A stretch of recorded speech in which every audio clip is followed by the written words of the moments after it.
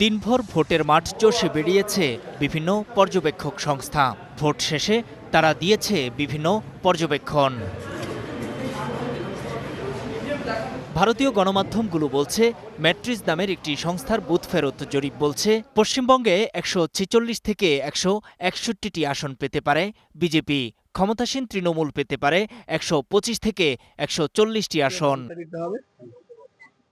চাণক্য স্ট্র্যাটেজির সমীক্ষা বলছে, বিজেপির আসন পেরিয়ে যেতে পারে ১৫০। দলটি ১৬০ আসন পেতে পারে। বিপরীতে তৃণমূল পেতে পারে ১৩০ থেকে ১৪০টি আসন। অবশ্য তৃণমূলকে এগিয়ে রেখেছে পিপলস পালস। সংস্থাটির মতে, মমতার দল পাচ্ছে ১৭৮ থেকে ১৮৯টি আসন। বিপরীতে বিজেপি পেতে পারে ৯৫ থেকে ১১০টি আসন। পি মার্কের সমীক্ষা, পশ্চিমবঙ্গে জয়ী হতে চলেছে বিজেপি। সংস্থাটির মতে ১৫০ থেকে ১৭৫টি আসন জিততে পারে বিজেপি।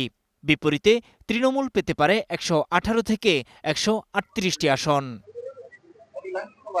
প্রজাপুলের সমীক্ষা বলছে, বিজেপি ১৭৮ থেকে ২০৮টি আসন পেতে পারে। বিপরীতে তৃণমূল পেতে পারে ৮৫ থেকে ১১০টি। পোল ডায়েরির সমীক্ষায় উঠে এসেছে ১৪২ থেকে ১৭১টি আসন পেতে পারে বিজেপি। বিপরীতে তৃণমূল থাকতে পারে অনেকটা পিছিয়ে। মমতার দল পেতে পারে ৯৯ থেকে ১২৭টি আসন।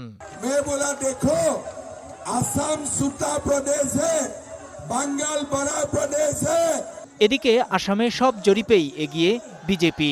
দলটি পেতে পারে ৮০ থেকে ১০১টি আসন। বিপরীতে কংগ্রেস পেতে পারে ২৫ থেকে ৩৪টি আসন। আসামে শক্তিশালী অবস্থানে থাকলেও কেরালায় নেই বিজেপির কোনো দাপট। সেখানে মূল লড়াই হবে কংগ্রেস নেতৃত্বাধীন জোট, ইউনাইটেড ডেমোক্রেটিক ফ্রন্ট ও বামপন্থী রাজনৈতিক দলগুলোর জোট লেফট ডেমোক্রেটিক ফ্রন্টের মধ্যে। রাজ্যটিতে কংগ্রেস জোট পেতে পারে ৭০ থেকে ৮০টি আসন। অন্যদিকে তামিলনাড়ুতে আলোচিত অভিনেতা বিজয় থালাপতির দলকে রাখা হয়েছে তৃতীয় অবস্থানে। পুদুচেরি রাজ্যে এনডিএ পেতে পারে সংখ্যাগরিষ্ঠতা। নূর মোহাম্মদ, স্টার নিউজ।